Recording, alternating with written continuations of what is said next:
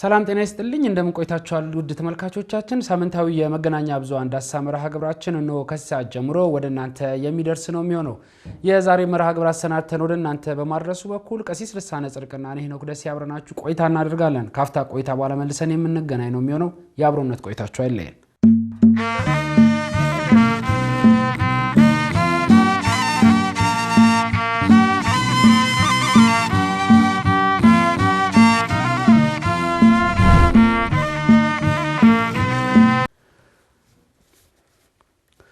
ክብራና ክብራት ተመልካቾቻችን ካፍታ ቆይታ በኋላ መልሰን ተገናኝተናል ቀሲስ እንኳን ደህና መጡ መልካም እንግዲህ ያው እንደሚታወቀው ሰሞነኛ አጀንዳዎችን በማንሳት ውይይት የምናደርግበት የመገናኛ ብዙሃን ዳሰሳ መርሃ ግብራችን እነሆ ከሰዓት ጀምሮ ወደ ተመልካች የሚደርስ ነው የሚሆነው በነገራችን ላይ ቀሲስ እንግዲህ የዛሬው የመገናኛ ብዙሃን ዳሰሳ መርሃ ግብራችን ትንሽ ሰፋ ያሉ ጉዳዮችን ያገኘንበት ነው የሚሆነው ግን ከነዛ ውስጥ ደግሞ ለአድማጭ ተመልካቾች ጆሮ ቅርብ የነበሩ በተለይም ደግሞ አንኳር የሚባሉ ጉዳዮችን ለይተን ነው የመጣ ነው ለህብረተሰብ የህክምና አገልግሎት እንግዲህ ባሪ ዞን የመጡ ከእስራኤል የመጡ አንድ ሉክ አለ ያ ሉክ ከመጣበት ዓላማ ውጪ ድብቅ ጉዳዮችን እያስተናገደ እንደሆነ መረጃዎች እየወጡ ነው ለመሆኑ ይሄ ድብቅ ጉዳይ ምንድነው የሚለው ነው የምንመለከት ይሆናል ከዛ በማስከተል የማህበረ ቅዱሳን ሚዲያ ተቋም እንግዲህ እንደሚታወቀው በሐመር መጽሔት ልዩ ልዩ ጉዳዮችን በመያዝ ለህትመትና ለንባብ ያበቃል የመጋቢት ወር ህትመቱ ደግሞ በልዩነት ምን መልእክት ይዞ ወጥቷል አብይ ጉዳዩስ ምንድነው የሚለው የምንመለከት ነው የሚሆነው በስተመጨረሻም የምናየው እንግዲህ እንደሚታወቀው በሶሪያ ክርስቲያኖችን በማሳደድ እየተጨፈጨፉ ነው ያሉት ይሄ መነሻው ምንድነው እሱንም እንግዲህ ያወገዙ አባቶች አሉ ግን ቀደም ካሉ ጊዜ ጀምሮ እንግዲህ በሶሪያ ልዩ ልዩ ክስተቶች ሲፈጠሩ ቆይተዋል አብያተ ክርስቲያናትን መዝረፍ ካህናትን መግደል እንግዲህ በዓለም አቀፍ እንግዲህ ክርስቲያኑ ተበትኖ ነው ያለው እንደ ጨው የሚባሉ ለዛ ይመስለኛል ቀሲስ ከሱ ጋር ተያይዞ ብዙ ነገሮች እየተነሱ ነውና ወደ ሶሪያ የምናመራ ነው የሚሆነው ቀዳሚ ወደምናደርገው ጉዳይ እንግባ ቀሲስ አጀንዳችን ይዞ ነው የሚሄደው ወደ አሪዞን ነው ወደ ደቡብ ክልል ማለት ነው ቀደም ሲል በመግቢያችን ላይ እንዳነሳ ነው እንግዲህ ያው ወደ ኢትዮጵያ በተለያየ ጊዜ የሚመጡ ግብረሰናይ ድርጅቶች ይኖራሉ ለህክምና እርዳታ በተለይ ደግሞ በጦርነት በረሃብ የተቸገሩ ሰዎችን ለመርዳት በተደጋጋሚ ወደ ኢትዮጵያ ሲመጡ በተለይ እነዚህ ግብረሰናይ ድርጅቶች በተደጋጋሚ ጀርባቸው ይጠና የሚል ጥቆምታ ስንሰጥ ቆይተናል እንግዲህ ባሪ ዞን በበካ ዳውላ ወረዳ ለህብረተሰብ የህክምና አገልግሎት እንሰጣለን በሚል የመጡትን በዚህ ሳምንት አይተናቸዋል 5 ቀን አካባቢ ነበር ወደዚህ ቦታ ላይ የመጡት ጆይስ ቫይስ ሚኒስተሪ ኢንተርናሽናል ይባላሉ ከእስራኤል ነው የመጡት ለ5 ቀን ነው ቆይታ ያደረጉት ማለት ነው ምናልባት የዚህ የአይንና የውስጥ ደዌ ስፔሻሊስቶች ናቸው መጡ የተባለው እንግዲህ ከመጡ በኋላ ቀሲስ ወደ 90,000 የሚደርሱ ሰዎችን እንዳገኙ ነው መረጃዎች የሚጠቁሙት ከመጡ በኋላ ምንድነው ያደረጉት የዚህ የአይን ህክምና የመነጽር የማደል የጥርስ ብሩሽ ሳሙና የመስጠት አይነት ነገር እና ያለን በተለይ የደረሱን ምስሎች እንደሚያሳዩት ከሆነ ማለት ነው እነዛን ነገሮች በሚያደርጉበት ሁኔታ ውስጥ በተለይ አንድ ቀን ከሰጡ በኋላ በማግስቱ የምክክር አገልግሎት አለ በሚል ዳስ በመጣል እዛ ውስጥ የሃይማኖት አዊ ጉዳዮችን ሲያነሱና በተለይ ከፕሮቴስታንት አካባቢ ላይ ካሉ የፕሮቴስታንት እምነት አራማጆች ጋር በጋራ በመሆን ጉዳዮችን ሲያስረዱና ሲተነተኑ ቆይተዋል በዛው አጋጣሚ ተልኳቸው ይዘውት የመጡት የህክምና የድጋፍ ቁሳቁስም ጭምር አለ እነሱን መስጠት ብቻም ሳይሆን አላማቸው የነበረው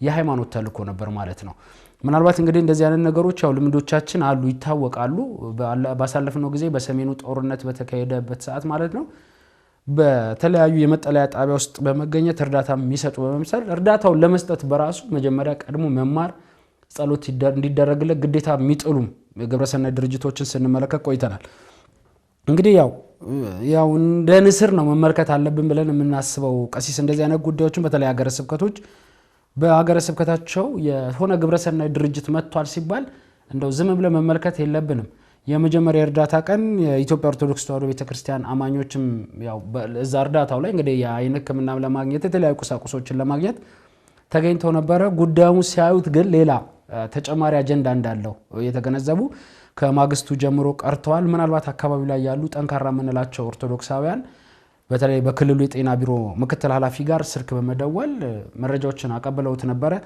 ምናልባት ያለው እንግዲህ እስከዚህ ጊዜ ድረስ የደረሰኝ መረጃ የለም ይሄ ግን ከሆነ እርምት እንወስዳለን የእርምት እርምጃ እንወስዳለን ጉዳዩን በጥልቀት እንመለከታለን የሚል ጉዳይ ነው እንትን ያለው ማለት ነው የነገራቸው። እንግዲህ ከዛ በኋላ ወደ ስፍራው ሄዶ ነበረ። ያው አካባቢው ላይ እንዳልኩት በሲስተም ነው ስራዎች ሲሰሩ የነበረው። ይሄንን ደግሞ ሲከታተሉ የነበሩ ወንድሞች ናቸው።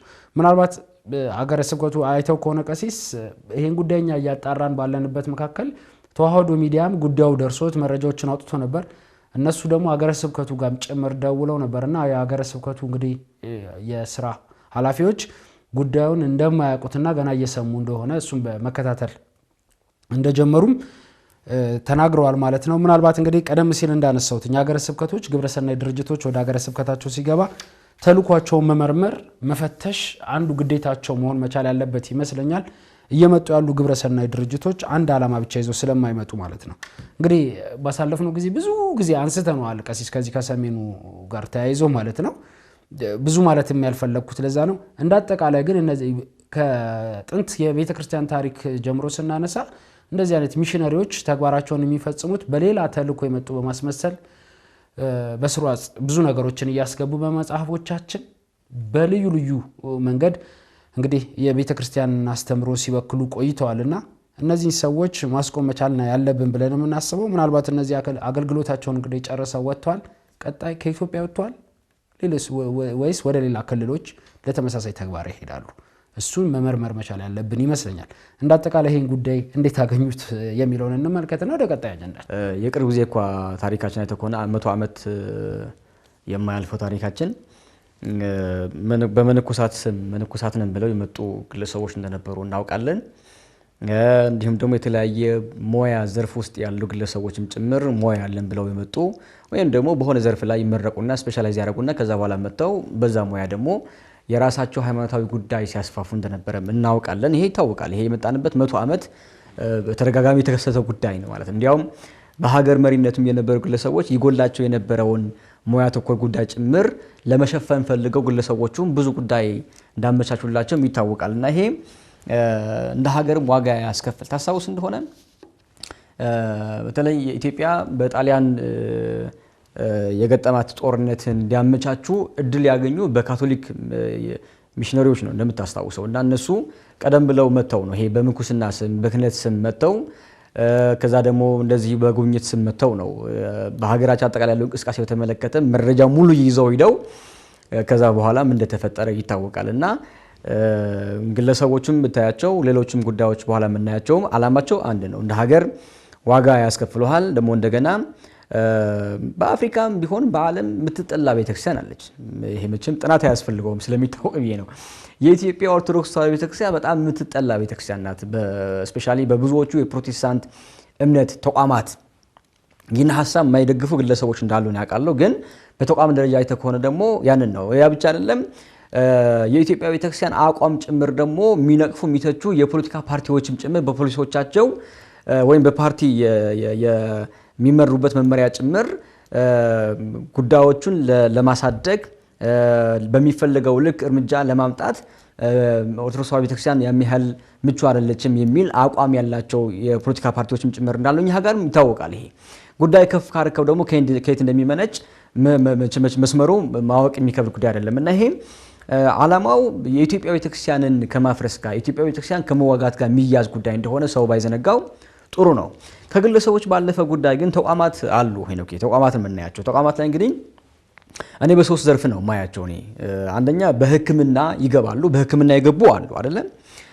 ከዛ ደግሞ በተራድኦ ስም ደግሞ ይገቡ አሉ። ስም አንጠቅስም እንግዲህ ግን ቁጥራቸው ቀላል የማይባሉ የተራድኦ ተቋማትን ዓላማቸው ይታወቃል። ሰውን ከነባር የክርስትና አስተምሮ አውጥተው ወደሚፈልጉት የእምነት ተቋም ማምጣት እንደሆነ በተግባር አይተነዋል። ጥናትም አለ። ደሞም ጥናትም ያስፈልግ አንተ ያየኸው ያው ምስክር ስለምትሆን የሚያህል የሚከብድ በትምህርት ደግሞ ሶስተኛ ጉዳያችን ነው። ስለዚህ የትምህርት ተቋማትን እስከ ከፍተኛ ተቋማት ድረስ ያዘጋጃሉ። ከዛ በኋላ ወደዛ የሚገቡ ልጆችን አቢዩዝ የማድረግ ስራ ይሰራሉ። ይሄ የለመዱት ጉዳይ ነው። ተቋም ነው።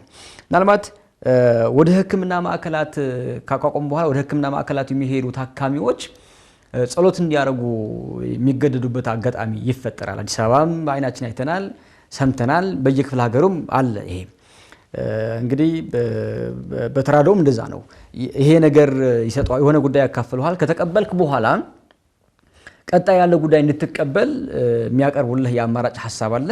ብዙ ሰው ደግሞ የሚያስፈልገው መሰረታዊ ነገር ስላለ ያን ለማሟላት ደግሞ እንደገና በሃይማኖት ጥንካሬ ደግሞ የሚያህል ሊሆን ስለሚችል ጉዳይ ይቀበላል። ይሄ ታያለህ። ትምህርትም እንደምታየው ብዙ ህፃናት ነባር የሆነ የወላጆቻቸው እምነትን ረስተው እንዲያርጉ ይደረጋል። ይሄም ሲደረግ አይተናል። በተለይ ደግሞ አሁን ቅርብ ጊዜ የሚመለሱ ወጣቶች አይታቸው ከሆነ በዚህ መንገድ ያለፉ ናቸው ማለት ነው። እና እነዚህ ተቋማት ደግሞ ይታገዛሉ። በማን ይታገዛሉ ካልከኝ በዓለም አቀፍ ተቋማት ይታገዛሉ። ከዛ ባለፈ ደግሞ በየጊዜው የሚመጡ አሁን ያነሳናቸው በዚህ በዳውላ ወረዳ አካባቢ ላይ የመጡ ግለሰቦች በተመለከተ እነሱን የመሰሉ ደግሞ ልኡካን ይመጣሉ። ስለዚህ በልኡካን ሲመጡ ተቋማቱን የበለጠ ለማጠናከር የማጠናከሪያ ስራ ይሰሩባቸዋል። ስለዚህ የተቋማቱ ስም የመገንባት ስራ ይሰራሉ። አይኸው የበለጠ በማህበረሰብ ውስጥ ያላቸው ተቀባይነት እንዲያሰፉ ነው የሚያግዟቸው። ከዛ ባለፈ ግን ሽፋን ደግሞ አለው እንደምታውቀው። ስለዚህ በአይን ስም፣ በመነጽር ስም፣ በአንዳንድ ጉዳዮች ስም ይመጣሉ። ከዛ በኋላ ግን ቀጣይ ያለው ስቴፕ አይተው ከሆነ ሃይማኖታዊ ጉዳይ ይሆናል ማለት ነው። እና ይሄ እነሱ የሚያቆሙት ጉዳይ አይደለም፣ እኛ ማቆም ያለብን ጉዳይ አይደለም። ይሄ በጣም ልንቀበለው የሚገባ ሀቅ ነው። ስለዚህ በዓለም ጌታ ያለው እሱ አይደለም እስከ መከር ድረስ ይቆዩ ብሎ የለን። ስለዚህ እስከ ምጽአት ድረስ ይሄ ጉዳይ የሚቀጥል ነው። አመፀኛ ያምጻል፣ ጻድቅም ለመጽደቅ እድሉ ጸጋው አለው። ስለዚህ አመፀኛ የሚያምጽና ክፋት በዛ ልክ የሚቀጥል ከሆነ በጽድቅ መንገድ ላይ ለመቆም የወሰነ አማኝ ክርስቲያን ደግሞ ጉዳይ መከላከል አይደለም። ከዛ ውስጥ ደግሞ በሐሳቡ በጉዳዩ እንዳይያዙ ለክርስቲያን ወንድሞች እህቶች ደግሞ ግንዛቤ መስጠት ከእያንዳንዱ ሰው የሚጠበቅ ነው። ባይሆን እንደ ሀገረ ስብከት ደግሞ ምን እንደተፈጠረ አላቅም ብሎ መናገር በጣም ይሄ ልክ ያልሆነ መታረም ያለበት ጉዳይ ነው። በተደጋጋሚ ስናነሳ የነበረው ሐሳብ እሱ አይደለም። ምክንያቱም በሀገረ ስብከት ስራው እሱ ነው።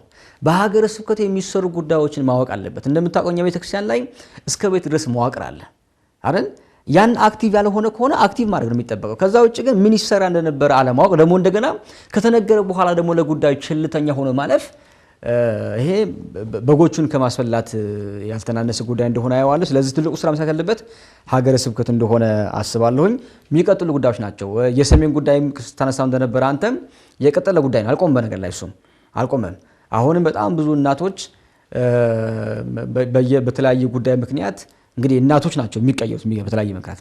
ስለዚህ አሁን ጉዳይ እንዳልቆመ ትመለከታለህና ሀገረ ስብከቶችን ግንዛቤ መፍጠር፣ ማወያየት፣ ማንቃት ያስፈልጋል ብለን ነው የምናስበው። በዛ መንገድ ቢሆን ጥሩ ነው።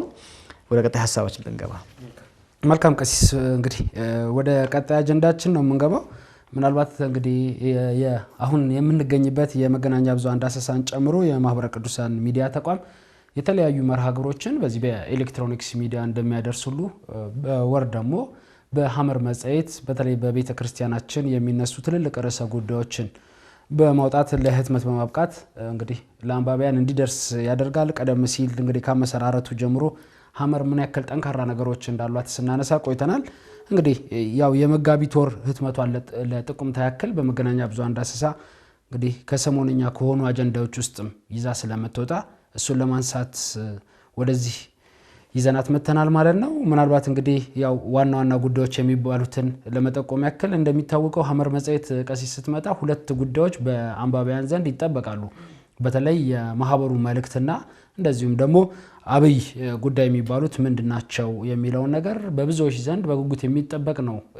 ምናልባት እንግዲህ በያዝነው የመጋቢት ወር ህትመቱ ላይ ማለት ነው ዘመኑን የዋጀ የሊቃውንት ጉባኤ አገልግሎት ለቤተ ክርስቲያን በሚል መልእክት ተቀምጧል። እንደዚሁም ደግሞ የሊቃውንት ጉባኤ የቤተ ክርስቲያን አቅምና የችግር መፍትሄ በሚል መጥቷል ማለት ነው አብይ ጉዳይ ላይ። ምናልባት እንግዲህ ቀሲስ ቅድም ስናነሳው በተለይ በአገሪቷ ውስጥ የሚመጡ በርካታ ከሃይማኖት ጋር ተያይዘው የሚነሱ ጉዳዮች ከሌላ ቤተ እምነት የሚነሱ ጥያቄዎችን ለመመለስ ብዙ ጊዜ ያው የሊቃውንት ጉባኤ መውጣት አለበት ወደፊት መምጣት አለበት ስንል ቆይተናልና እንግዲህ ከፊታችን አሁን ሚያዝያ ላይ ትልቅ ጉባኤ ያለው እንደሚታወቀውና እዛ ጉባኤ ላይ ብዙ ነገሮችን እንጠብቃለን። እንደው እንዳጠቃላይ ያው ማህበረ ቅዱሳን በተለይ በመልእክቱ ምናልባት መልእክቱን የተወሰነ መልክ ብናየው የዘመናችን ፈተናዎች ረቂቅ መሆናቸው ብቻም ሳይሆን ከመቼውም ጊዜ ይበልጥ አስቸኳይ መፍትሄ የሚሹ ናቸው። የግሎባላይዜሽን፣ የቴክኖሎጂ ግስጋሴዎች፣ የሴኩላሪዝም ርዕዮተ ዓለምና የአዳዲስ እምነቶች እንቅስቃሴ መስፋፋት ከዚህ በፊት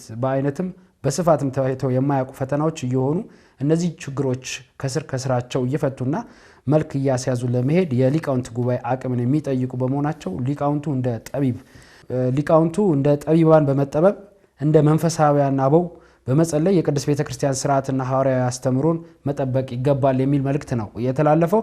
ምናልባት እንግዲህ ቀደም ሲሉ የምናነሳቸው ጉዳዮች ሁሉ ያው ቀደም ሲል ያነሳናቸው ማለት ነው የቴክኖሎጂ ግስጋሴዎች ያመጧቸው ውጤቶች በቅድስት ቤተክርስቲያናችን ላይ ምን አይነት ጠባሳዎችን እየፈጠሩ እንደሆነ ተመልክተናልና ከነሱ እኩል መራመድ እንደሚጠበቅብንና ለነሱ የሚሆን አቅምን ማደርጀት እንደዚሁም ደግሞ መጸለይም ጭምር እንደሚጠበቅብን በመልእክት እንግዲህ ተላልፏል። ሌሎች ዝርዝር ጉዳዮችም አሉት መልእክቶቹ ማለት ነው። አንባቢያን እንግዲህ የሐመር መጽሔት ያው ለስርጭት ስለበቃች እሱን አግኝተው ማንበብ ይችላሉ። ያው ከዚሁ ጋር የተያያዘ ነው በአብይ ጉዳይም የምናነሳው በተለይ እንግዲህ የቤተ ክርስቲያን አቅምና የችግሮች መፍትሄ በሚል ርዕስ ማለት ነው። የሊቃውንት ጉባኤ ራሱ ትርጓሜው በጥንቱ የነበረው ልምድ ምን ነበረ? አሁን በዘመናችንስ የሊቃውንት ጉባኤ ምንድነው የሚመስለው? በተለይ ከፊታችን ያለው ጉባኤሳ እንደው ምን ጉዳዮችን ያነሳል የሚለውን ጉዳይ የተመለከተ ነው የሚሆነው በአብይ ጉዳይ። ምናልባት ቀሲስ ላይ የቴሌቪዥን እንግዲህ በቴሌቪዥን ማለት ነው ልዩ ዶክመንተሪም ተሰናድቷል በዚህ ጉዳይ ላይ ወደ ተመልካቾች የምናደርስ ነው የሚሆነው። ምናልባት ሌሎችን ጉዳዮች ከተመለከቷቸው እንደ ሐመር መጽሔት ያው ብዙ ጠንካራ ነገሮችን በየወሩ ይዛ ትወጣለችና እንዴት አገኙት የመጋቢት ወርን በዛው ለአንባቢያን ጋብዘው ወደ መጨረሻ አጀንዳችን እንገባለን። መልካም ቅድም በሁለት ጉዳዮች እንደሚጠበቅ ያው ሐመር ላይ ስታነሳው እንደነበረ ይታወቃል። በተደጋጋሚ እኛም ስናነሳ የነበረ ነው። እኔ ቅና የሚሰጥ ተቋም አለመኖሩ ነው እንጂ ሐመርን የሚተካከል መጽሔት እንደሌለ በኢትዮጵያ ሂስትሪ ያው ቀዳሚ እንደሆነ ብዙ ማውሳቱም የሚከብድ አይመስለኝም እውነት ስለሆነና እኔ እንደ ቅርስም ጭምር ነው ጠብቆ ማንበብ መከታተል የሚያስፈልግ ባይ ነኝ። ያዙ ዘለግ ያለ ጊዜ የቆየ ስለሆነ ከዛ ባለፈ ደግሞ በሚያስተላልፋቸው መልእክቶችም ጭምር የምናገኝባቸው ጉዳዮች ደግሞ በጣም ብዙ ናቸው። በተለይ ከመጽሐፍ ያልተናነሰ ወይም በመጽሐፍ ከምናገኛቸው ሐሳቦች ያልተናነሱ በጣም አንኳር የሆኑ ጉዳዮች የሚገኙበት ነው። ይዘቱም አይቶ ከሆነ አነስተኛ መጽሐፍ ሊይዘው የሚችል ጭብጣዊ ሐሳብ ያለው ነው ብዙ ጊዜ የሚዘጋጀውና የተለየ አቅምና ሙያ ያላቸው ልምድ ባላቸው መምህራን ጭምር የሚዘጋጁ ጽሁፎች ስለሆኑ ተከታትሎ ማንበቡ የበለጠ ጠቀሜታ አለው። ለሰው መጋበዝም ይቻላልና በዛ መንገድ ነው ያለው። ካነሳው ጉዳይ አንፃር ትልቁ አንኳር ጉዳይ ከሆነ የዘመናችን ፈተና በተመለከተ ረቂቅነቱን ነው የተቀመጠውና እንዲያውም ይባላል ብዙ ጊዜ ሰይጣን በለመድነው መንገድ ብቻ አይደለም የሚዋጋው እና ሰይጣን ልክ እንደ መንደር ጎረምሳ የሚስሉ ሰዎች አሉ። በመንደር ላይ እንግዲህ በርብራብ በእንጨት ወይም ደግሞ በድንጋይ መንገድ ዘግቶ የሚረብሽ ጎረምሳ አይነት አይደለም። እሱ በሲስተም ነው የሚዋጋው አይደለ? ስለዚህ ጊዜው በጣም በተጠናከረ ልክ ቴክኖሎጂና የሴኩላሪዝም እንቅስቃሴው እያየለ በሄደ መንገድ ውጊያውን በዛ ልክ ነው ረቂቅ የሚያደርገውና ያንን ሊወጣ የሚችል ያንን ሊጋፈጥ የሚችል ሊቅ ያንን ሊጋፈጥ የሚችል ደግሞ ሊያልፍ የሚችል ደግሞ ምእመን ከመፍጠር አንፃር ሰፊ ድርሻ እንዳለው የተቀመጠበት ሐሳብ አለና ትልቁ ደግሞ የሚቀመጠው በአብይ ጉዳይ የተቀመጠው ሊቃውንት ነው። ቤተክርስቲያን እንግዲህ ሊቃውንቶቿን መሰብሰብ፣ ማጠናከር፣ ማወያየት አይደል ለሚበልጠው ቁም ነገር የሐሳብ ተዋጽኦ እንዲያመጡ የሚችሉበት እድል ካልፈጠረች የበለጠ የምንጎዳበት መንገድ እንደሚመጣ ይበልጡኑ ደግሞ አሁን የሊቃውንቱ ጉባኤ ሊቃውንቱ ካላቸው አቅም አንፃር መጠቀም የሚቻልበት አቅም እንዲፈጠር የተነሱ ሐሳቦች አሉ። በአውደ ስብከትም የተነሱ ጉዳዮች አሉ። የበለጠ ደግሞ እንደሚታወቅ አሁን የምንቸገርባቸው ጉዳዮች አሉ። በተለይ እንደምታውቀው የዚህ በኦርቶዶክሳዊ ቤተሰብ ዙሪያ ላይ እንቸገራለን እና ያንን መፍትሄያዊ ሐሳብ ጭምር የቀረቡበት ጉዳይም አለ። በዚህ በክርስትናና ማህበራዊ አምድ ስር ላይ ኦርቶዶክሳዊ ጋብቻ ትምህርት በተመለከተ ከባለፈው ሳምንት የቀጠለ ከባለፈው ወር የቀጠለ ጥሩ የሆነ ዘለግ ያለ ጽሁፍ ጭምር ያለበት ሌሎች ጉዳዮችም ያሉበት ነውና ገዝተን እንድናነብ ነው ማንበብ ብቻ ሌሎችም ጭምር እንዲያነቡ እንጋብዝ ከማለት አንፃር ነው።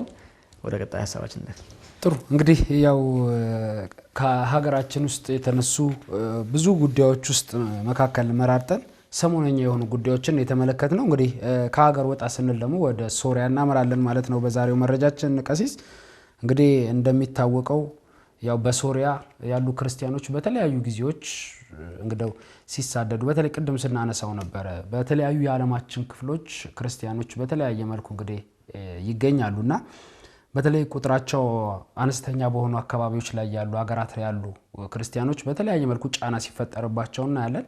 እንደው በአገረ መንግስቱ በሚሰራው ስርዓትም ጭምር ማለት ነው። ለሱ ማሳያችን አንዷ ሶሪያ ነች። እንግዲህ እንደሚታወቀው ቀደም ባሉ ጊዜያቶች ውስጥ አብያተ ክርስቲያናት ሲቃጠሉ፣ ካህናት ሲታረዱ ጭምር ነበረ። በተለይ አሁን ከቅርብ ጊዜ በኋላ ደግሞ የሀገሪቱ አዲስ የታጠቁ ኃይሎችና ከስልጣን የተወገዱት ፕሬዚዳንት አልአሳድ እንግዲህ ታማኝ ታጣቂዎች መካከል የሚደረግ ውጊያ አለ። በእነዛ መካከል በሚደረጉ ውጊያዎች ደግሞ በሁለቱም ወገን ተጠቂ የሆኑ ክርስቲያኖችን ተመልክተናል። ምናልባት እንግዲህ ቀደም ሲሉ የወጡ መረጃዎች እንደሚጠቁሙት ከሆነ በተለይ መቀመጫውን ብሪታንያ ያደረገ የሶሪያ ሰብአዊ መብት ተቆርቋሪ ቡድን ማለት ነው ከ500 በላይ የሚሆኑ ዜጎች ወይ ደግሞ ምዕመናን ጭምር እንደተገደሉ ነው መረጃዎችን ያወጣው። እንግዲህ እሱን ተከትሎም ያው መንበራቸውን በሶሪያ ያደረጉ የግሪክ የሶሪያና እንደውም አንጾኪያ የሚልኪ ግሪክ ካቶሊክ ቤተክርስቲያንም ጭምር በጋራ በመሆን መግለጫ አውጥቷል። ይሄ ነገር መቆም አለበት በሚል ማለት ነው። ምናልባት ቀሲስ በሶሪያ እንግዲህ ሁለት ፈተናዎች ናቸው ያሉት ሶሪያ ለሚገኝ ክርስቲያን። አንደኛ ቀደም ሲል ስናነሳቸው የነበሩ ራሱ የአልአሳድ እንግዲህ አስተዳደሩ የሴኩላሩን ዓለም የሚጠቀም መሆኑ አስተዳደሩ ያን ስርዓት የሚከተል በመሆኑ እንደሚታወቀው ለዚህ ይሄ ክርስቲያናው ላይ ጫና መፍጠር ይሄ ነፃነቱን አብዝቶ አለመስጠት ነፃነት አለ ይላል፣ ግን አብዝቶ አለመስጠት ነገር ይታይ ነበረ።